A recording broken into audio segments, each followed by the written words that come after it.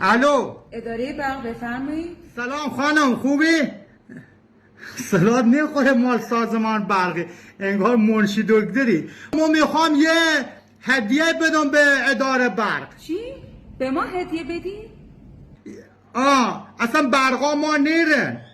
نه آوره نه برقره، خدایا شکرت برقا ما خیلی هم قویه.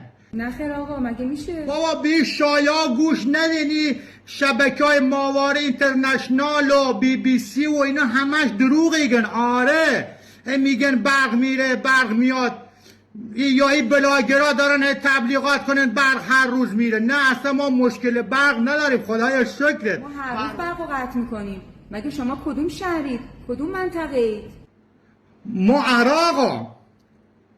آره شهر بصره، منطقه چمسخیر.